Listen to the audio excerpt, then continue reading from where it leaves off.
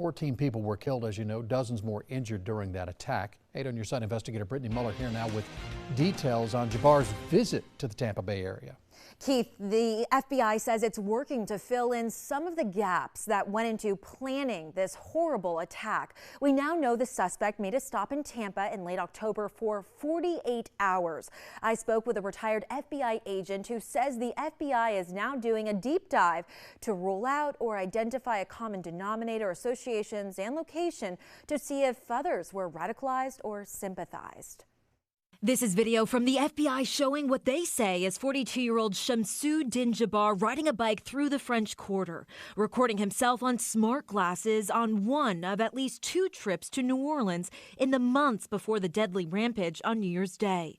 Investigators also shared this surveillance video of the attacker planting 2 coolers on and near Bourbon Street, which they say contained explosive devices. This investigation is crossing state and international borders as our agents follow leads in Houston, Texas, Atlanta, Georgia, Tampa, Florida. FBI Tampa says it has information indicating Jabbar traveled to Tampa on October 26th and returned to Houston on October 28th. That's the weekend before Halloween and 1 year after a mass shooting in Ybor City. A spokesperson shared this statement with 8 on your side. Our joint terrorism task forces, in concert with our law enforcement partners, is working diligently to account for his whereabouts while he was in our community. In an effort to deter another attack, retired FBI agent Peter Yachmitz says the FBI will collect timely intelligence information about the activities, capabilities, plans, intentions of various terrorist organizations. Cyber forensic agents conduct a deep dive, what we used to call a deep dive, combined with the execution of search warrants that they did at his residence. They go into to retrace all the forensic footsteps, all in an effort to determine motivation, acquaintance with each other, perhaps if they met personally or met with some radical terrorist who's on the FBI's radar. Yachmitz calls the security plan for the New Orleans celebration a failure. January is a big month for Tampa Bay. We have the Epiphany. We also have Gasparilla in a few weeks.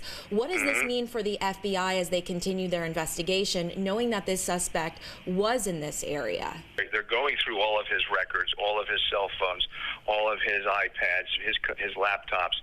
They're looking at every shred, every molecule of evidence that they can get. If they find anything in the Tampa area, I'm sure they'll assign a surveillance team to those people to put them under surveillance. Tampa Police Chief Lee Burkhaw shared this statement with 8 on your side. The Tampa Police Department has vast experience keeping the public safe during large-scale events, and that mission is only heightened after recent tragedies. And during Sunday's Bucs game against the New Orleans Saints, a moment of silence was held for the 14 people killed on New Year's Day. Also, the FBI is asking anyone in Tampa who may have had contact with Jabbar or has information on his October visit to call the FBI at 1-800-CALL-FBI or go online to this website. That's fbi.gov/Bourbon Street attack.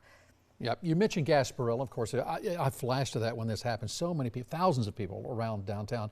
I know Tampa Police, they do a great job. Everybody says they're ready for it, but are they doing anything differently in light of what just happened in New Orleans? Well, Keith, we'll find that information out tomorrow. Tampa Police says it's holding a press conference tomorrow about Gasparilla festivities. We see this every year with state, federal, local agencies all coming together to create some type of comprehensive security plan that takes effect. And of course, we'll be staying on this to bring you the very latest. And people are concerned about it, as they should be, and I know our authorities are on it as well. Thank you, Brittany. And if you have something you'd like Brittany to investigate, you can always call the 8 on your side helpline. The number's 1-800-338-0808.